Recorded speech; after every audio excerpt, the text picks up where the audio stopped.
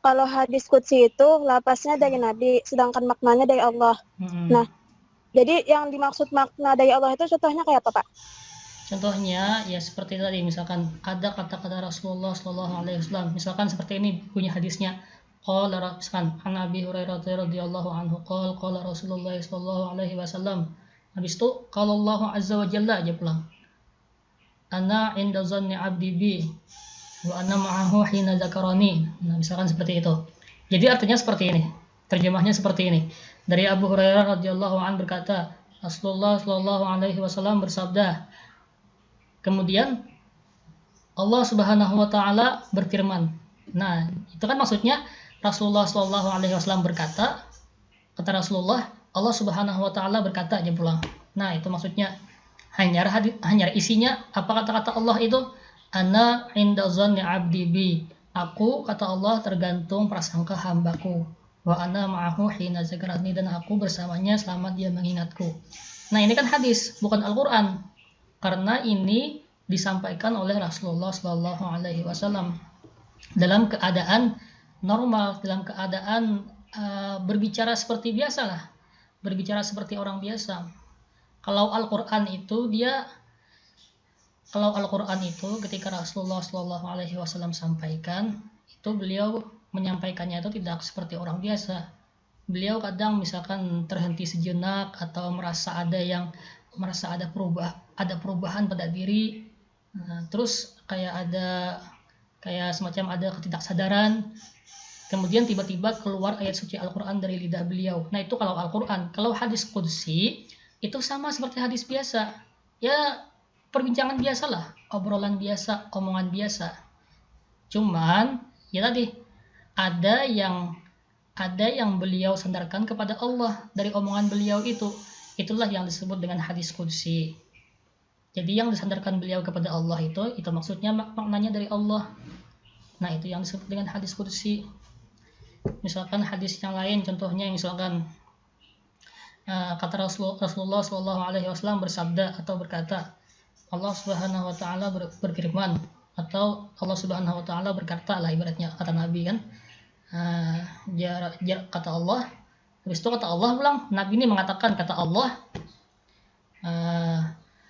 al-kibriya uridai wal azamatu izari faman naza'a anni wahidan alqaituhu ila jahannam wala ubali.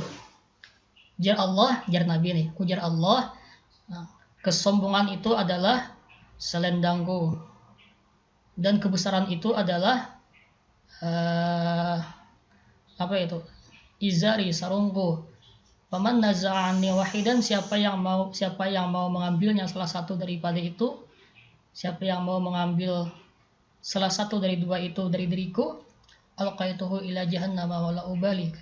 Aku akan lemparkan dia, kata Allah, ke dalam surga dan aku akan lemparkan dia ke dalam neraka jahanam dan aku tidak akan peduli dia entah bagaimanapun keadaannya. Nah, itu hadis qudsi juga. Banyak contoh-contoh hadis qudsi. Jadi intinya hadis qudsi tadi itu dia bisa sahih, bisa hasan, bisa dhaif. Terus juga dia adalah hadis kata-kata Nabi Muhammad SAW, cuman disandarkan kepada Allah. Maksudnya Nabi ini menyandarkan perkataannya lagi kepada Allah. Nah, itu maksudnya. Jadi yang di makalah tadi itu bujur aja, yang terjemah hadis qudsi itu apa makna dari hadis qudsi yang di makalah tadi itu kan apa yang Nabi Muhammad SAW sandarkan kepada Allah. Bujur aja itu, kada terbalik itu yang terjemahnya yang pengertiannya di makalah tadi itu bujur aja itu. Bisa lah dipahami lah. Iya, insyaallah. Nah, itu seperti itu. Nah, sebagai seorang mahasiswa tafsir hadis, mahasiswa IAT, ilmu Al-Quran dan tafsir, harus betul-betul bisa membedakan antara hadis qudsi dan Al-Quran. Itu sangat dasar, itu pelajaran yang sangat dasar. Jadi kalau yang hal seperti itu kalian masih belum bisa membedakan, sampai semester berikutnya misalkan masih belum paham, aduh, ketinggalan benar.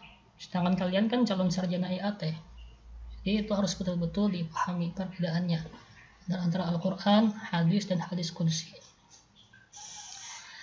Terus tadi juga terkait apa tadi? Pengertian hadis itu ya, yang kategorinya ada 5. Ada ada fi'li, ada qauli, ada takriri, ada hammi, ada ahwali. Nah, tadi kan yang jadi membingungkan tadi juga tentang hammi, apa itu hadis tentang hammi. Hammi itu maksudnya himmah. Himmah itu artinya keinginan. Keinginan dari Nabi Muhammad SAW. Namun, keinginan tersebut tidak terrealisasi atau tidak terlaksana karena Nabi Muhammad sudah wafat.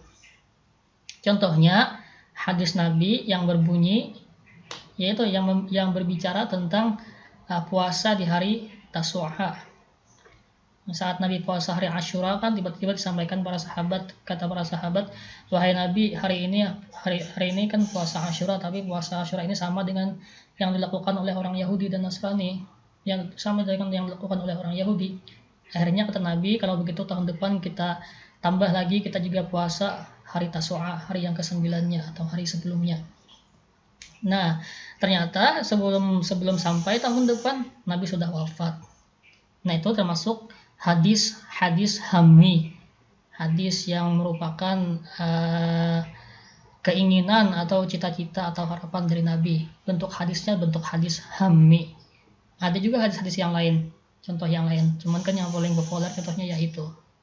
Kalau hadis ahwali tadi itu yaitu terkait tentang keadaan Nabi, bentuk rupa Nabi, terus sifat-sifat Nabi, akhlak, karakter Nabi, bentuk fisik yang digambarkan oleh para sahabat terkait Nabi. Nah, itu kan seperti yang di kitab Syama'il Muhammadiyah tadi kan.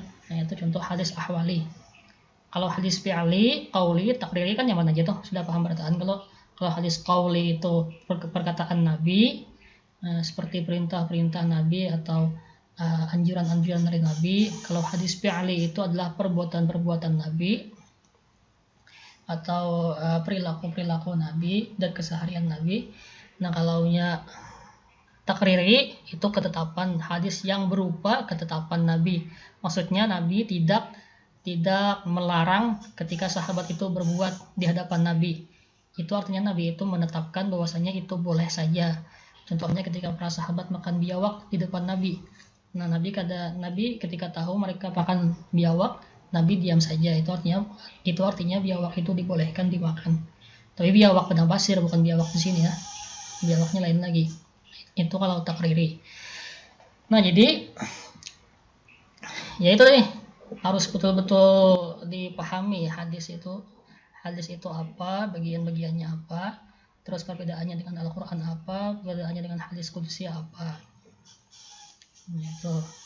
Terus tadi ada juga yang menarik, yaitu terkait yang membingungkan tadi kan, apakah yang dari sahabat atau dari tabi'in itu juga merupakan hadis? Jawabannya adalah ya, itu juga hadis. Nah, hadis yang datang dari sahabat atau perkataan atau berita-berita yang datang dari sahabat atau dari tabi'in itu disebut juga hadis. Cuman hadisnya disebut hadis. Kalau dari sahabat itu disebut dengan hadis munqati'. Kalaunya dari tabi'in itu disebut hadis maqtu'. Nah, itu maksudnya hadisnya itu tidak sampai, maksudnya itu kata-katanya itu hanya kata-kata yang diriwayatkan dari Imam Bukhari misalkan atau dari Imam Muslim, itu hanya sampai kepada sahabat atau hanya sampai kepada tabi'in, tidak sampai kepada Rasulullah. Nah, tapi itu disebut juga dengan hadis. Cuman hadisnya itu disebut dengan hadis maqtu' atau munqati'. Kalaunya riwayat yang misalkan diriwayatkan oleh Imam Bukhari atau Imam Muslim atau imam-imam lainnya misalkan diriwayatkannya cuma sampai tabi'in, berarti itu disebut hadis maqtu'. Kalaunya sampai sahabat itu namanya munqati'. Kalau sampai Rasulullah itu namanya marfu'. Hadis juga. Nah, itu terkait macam-macam hadis. Nah, kemudian zaman tadi ada yang di makalah ketinggalan pembagian hadis dari segi kualitas sama kuantitas kan. Nah, Padahal itu salah satu poin yang penting. Hadis itu terbagi dua, ada yang dari segi kualitas, misalkan terbagi lagi, dia ada mutawatir, ada yang ahad. Kalau dari kuantitas dia terbagi kepada mutawatir dan ahad. Kalau dari kualitas dia terbagi kepada hasan, sahih, dan dhaif. Dhaif, hasan, dan sahih. Itu kan pembagian hadis Nabi dari segi kualitasnya. Kalau dari segi kuantitasnya dia terbagi dua, ada mutawatir, ada ahad. Nah, ahad itu terbagi lagi, ada aziz, ada masyhur, ada aziz, ada gharib. Cuman itu tidak dimasukkan tadi oleh pemakalah, tapi tidak apa-apa, soalnya kelas lain ada jam masukan. Oke, itu ya yang bisa saya tambahkan. Pak, Ada izin yang bertanya, Pak. membingungkan atau ada pertanyaan? Saya Rahmat Ramadan izin bertanya. Iya, silakan. Kan istilah sabda itu kan ditujukan untuk Nabi Muhammad kepada Rasulullah. Nabi bersabda. Terus kalaunya firman itu kan ditujukannya untuk Allah. Allah berfirman. Jadi kalaunya sepengetahuan ulun, dua istilah itu artinya sama, berkata. Nabi berkata, Allah berkata. Jadi pertanyaan ulun, adakah alasan kenapa muncul istilah baru, dua istilah itu, Pak? Kan artinya itu sama aja, berkata. Kenapa jadi ada istilah yang dua itu? Dan beda antara Nabi lawan Allah istilahnya. Itu, Pak. Terima kasih.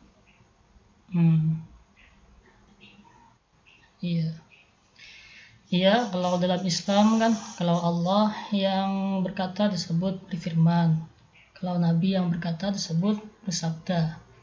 Kalau dalam agama Kristen, kalau Allah yang berkata, Allah berfirman, Allah berfirman. Kalau Yesus yang berkata, maka mereka menyebutnya Yesus bersabda. Itu kalau agama Kristen. Itu sebenarnya hanya kata-kata penghormatan, tingkatan penghormatan lah, misalkan itu kata-kata penghormatan, cuman punya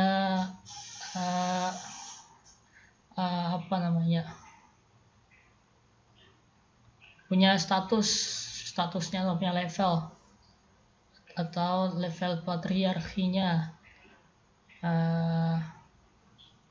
level kelasnya. Kalau berkata itu kan ya kelas biasa aja, tapi kalau bersabda itu sudah kelas untuk orang-orang tertentu, dan bersabda itu biasanya hanya digunakan kepada para nabi. Kalau berfirman itu levelnya tertinggi, itu hanya digunakan kepada Tuhan atau Allah Subhanahu wa taala. Itu hanya istilah yang digunakan oleh masyarakat Indonesia.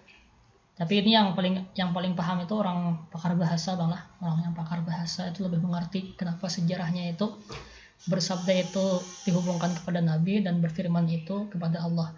Tapi itu sudah secara logika kan sudah menunjukkan kelas keramanya lah, tata keramanya. Kalau berkata itu kan biasa aja, tapi kalau bersabda tertinggi, kalau berfirman itu lebih tinggi lagi, hanya khusus kepada Allah. Jadi itu memang bagian dari budaya. Bahasa itu kan bagian dari budaya, dan itu dibentuk oleh orang-orang terdahulu. Entah kita tahu lah sejarahnya siapa yang memulainya. Itu orang pakar bahasa lah yang lebih tahu. Cuman ya itu tadi, cuman pembagiannya itu cuman sekedar untuk menghormati, untuk tata krama lah, sopan santun ya, ibaratnya itu untuk status atau kelas. Tinggi, Pak. Terima kasih banyak. Bisa dipahami lah. Coba izin bertanya. Ada lagi? Tadi kan hadis dari sahabat dan tabi'in itu juga hadis. Terus tuh dari pembagian hadis itu kan ada 5 yang qauli sampai ahwali itu. Jadi apakah nama hadis dari sahabat dan tabi'in itu masuk dari 5 pembagian itu? Oke. Hadis-hadis yang dari sahabat sama tabi'in tadi kah? Iya, bisa juga masuk ke dalam 5 itu. Nah, 5 pembagian tadi itu bisa juga masuk. Maksudnya hadis dari sahabat atau hadis dari tabi'in itu bisa juga melingkupi yang 5 tadi. Tapi maksudnya salah satu dari 5 tadi. Bisa juga ada. Dia bisa qauli juga, bisa juga fi'li. Tapi kalau takriri tahu Allah, takriri itu kalau takriri paling dari Nabi. Tapi biasanya kan hadis munqati' sama maqtu' ini kan sedikit lah. Paling berapa persen Bang, sedikit aja. Nah, itu biasa disebut juga dengan asar. Kan tadi ada 4 kalau tadi macam-macam hadis. Pengertian-pengertian lainnya ada hadis, ada khabar, ada sunnah, ada asar. Kalau dari sahabat atau dari tabi'in itu biasa disebut asar. Tapi dia hadis juga. Nah, bisa juga di dalam hadis-hadis yang maqtu' sama munqati' itu melingkupi juga salah satu dari yang 5 tadi. Mengandung salah satu dari yang 5 tadi. Bisa berbicara tentang, bisa dia mengandung qauli, bisa mengandung fi'li, bisa juga mengandung ahwali atau hamil. Tapi awam malah biasanya kebanyakannya hadis-hadis yang sudah munqati' atau maqtu' ini dia sudah ya palingan qauli lah, paling qauli yang banyak. Oke, terima kasih. Iya. Izin bertanya, Pak. Ada lagi? Oke, Di bagian hadis dan khabar tadi ada yang mengatakan bahwa khabar dan hadis itu diitlaqkan kepada yang sampai dari Nabi saja. Sedangkan yang diterima dari sahabat dinamai asar. Itu maksudnya seperti apa, Pak? Diitlaqkan.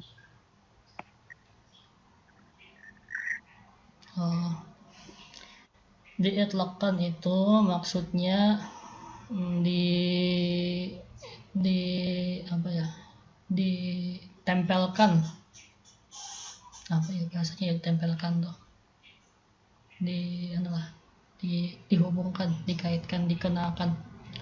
Jadi kalau hadis itu kan dari Nabi. Kalau dari sahabat sama tabi'in itu biasa disebut asar. Tadi kan dilihat dari pertamanya tadi kita lihat gambaran awalnya tadi kan hadis, khabar, sunnah dan asar itu kan semua sama. Nah, semuanya itu sama. Punya pengertian yang sama. Cuman dia masih ada perbedaan. Secara umum dia sama. Hadis, sunnah, khabar, asar itu secara umum sama. Cuman dia ada perbedaan, paling perbedaannya itu pada tempat atau orang yang disandarkan. Kalau sandarannya itu kepada Nabi, itu biasanya disebut langsung hadis atau khabar. Biasanya hadis. Kalaunya redaksi hadis itu langsung kepada Nabi, dari Nabi, nah itu biasa disebut hadis. Tapi kalau redaksi hadis itu dia hanya sampai sebatas tabi'in, ya tadi itu hadis maqtu' atau hanya sampai sebatas munqati' riwayatnya, hanya sampai sebatas sahabat, nah itu biasa disebut asar. Tapi ada juga yang, tapi tidak salah kalau kita menyebut hadis, boleh aja. Cuman diitlaqkan itu biasanya maksudnya lebih dilabeli dengan sebutan asar. Lebih tepat, maksudnya lebih tepatnya itu diitlaqkan itu lebih tepat penggunaannya itu untuk sahabat dan tabi'in itu asar. Kalau ke Rasulullah bisa juga kita menyebut hadis Rasulullah itu kan asar, cuman itu kurang tepat, bukan kurang tepat sih, maksudnya kurang cocok lah, ya penggunaannya kayak kurang pas lah. Pas saya maksudnya kalau tepatnya tepat aja, cuman kurang bagus lah, Oh, istilahnya. Intinya ya ini. Kalau sunnah itu, kalau misalkan kita buat tingkatannya itu, kalau sunnah itu mencakup keseluruhan dari perkataan Nabi, perbuatan Nabi, takrir Nabi, sifat Nabi, ahwal Nabi, himmah Nabi, itu sunnah. Kalau hadis, nah itu hampir sama dengan sunnah. Cuman hadis itu lebih menyempit sedikit, lebih spesifik. Hadis itu kan biasanya ya ibaratnya tuh qauli, fi'li sama takriri, itu aja. Nah baru disebut hadis. Kalaunya riwayatnya itu cuma sampai sahabat atau sampai tabi'in, nah itu paling disebutnya khabar atau asar, bukan hadis. Tapi itu tingkatan penyebutan aja. Cuman secara pengertian semuanya itu sama. Inggih bisa, Pak. Yang maksudnya itlakan begitu ya cuman ini aja. Penyebutannya itu digunakannya itu lah. Penggunaannya itu lebih tepatnya kayak itu. Dari ulama-ulama salaf dahulu merumuskannya. Ada lagi? Menyampaikan nih, Pak. Kalau tidak ada kita absen. Kalau masalah hadis mutawatir tadi ada di makalah kami, tapi kada kami sebutkan karena kalau waktunya kada sempat. Iya lah. Itu aja. Oh iya. Oke. Jadi ada di makalah lah hadis mutawatir sama ahad. Nah itu nanti kan kalau dalam masalah akidah nanti kan masih dipermasalahkan. Jadi kalau berbicara masalah hadis ini lah agak rumit memang. Sehingga kalau dalam masalah akidah itu hadis sahih pun dipermasalahkan. Meskipun hadisnya itu sahih, tapi kalau dia statusnya ahad, nah kemudian berbicara masalah akidah itu masih jadi permasalahan. Karena apa? Karena masalah akidah ini masalah yang sangat sensitif dan perlu kehati-hatian. Tapi itu nanti pembahasannya kan, nanti ada pembahasannya makalah ketiga loh.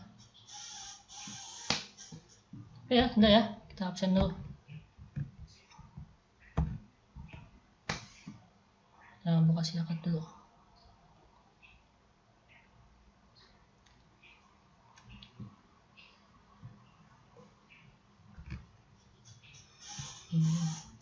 Silakan, kalau saya absen silakan dijawab. Bila kada dijawab, kada tahu. Kurangnya 32. Berarti 31 lah sama saya lah. 30 lah. Sama ini. Sama sharingnya. Kita absen dulu. Hari ini hari Jumat.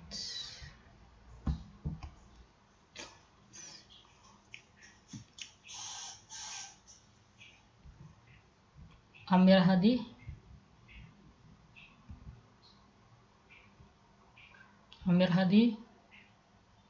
Hadir, Pak. Muhammad Rayyan. Hadir, Pak. Hairul Rizal. Hadir, Pak. Yusuf. Hadir, Pak. Fadilah Anissa. Hadir, Pak. Fatimah Az-Zahra. Hadir, Pak. Mahda. Hadir, Pak. Hidayani. Nadia Hadir, Pak. Saleha. Abdi Yusuf. Hadir. Hadir, Pak. Siti Fatimah. Hadir, Pak. Maulidatus Sa'adah. Hadir, Pak. Muhammad Khatibul Umam. Hadir, Pak. Miftah Farid. Febri hadir, Pak. Febrika. Hadir, Pak. Hadir, Pak. Hendra Gunawan. Rian Firmansyah. Hadir, Pak. Khairul Anas. Rizwan hadir, Pak. Iswan Al-Banjari. Hadir, Pak. Meshi Tahsyari. Hadir, Pak. Jamila. Hadir, Pak. Ahmad Nur Rizali Rahman. Hadir, Pak. Rahma Hadir, Pak. Husnul. Khair Abid Gufron. Hadir, Pak. Hadir. Hadir, Pak. Khair Abid Gufron. Hadir. Hadir. Hadir, Pak. Lutfi Ansari. Hadir, hadir. Hadir, Pak. Aziza. Dea izin ya, ada dia sama WA. Hadir, Pak. Takwa. Irma. Hadir, Pak. Restu. Hadir, Pak. Rahmat Ramadan. Triara. Oh, Triara tidak ada. Ada patriaranya tuh. Raudatul Jannah. Ya ada, tapi ada suaranya. ada bersuara juga.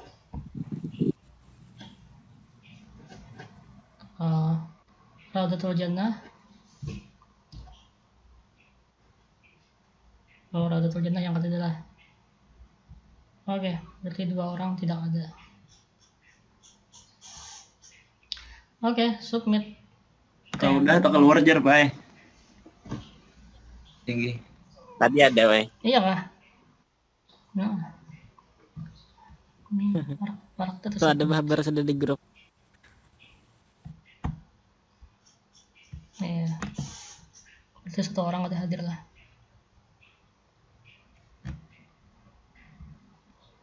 Oke. Sudah. Sekali lagi.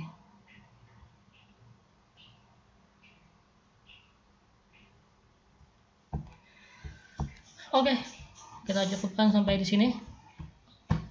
Jangan lupa minggu depan siapkan makalahnya, terus juga yang moderator jangan lupa kelompok setelahnya. Silahkan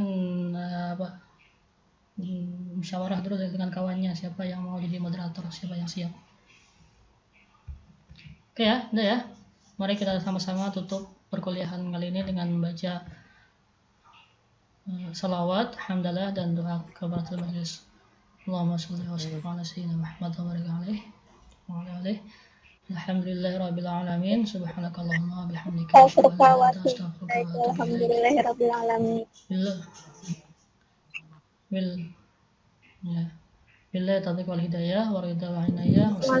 Waalaikumsalam warahmatullahi wabarakatuh. Terima kasih banyak, Pak. Terima kasih, Pak. Sama-sama, berlahan.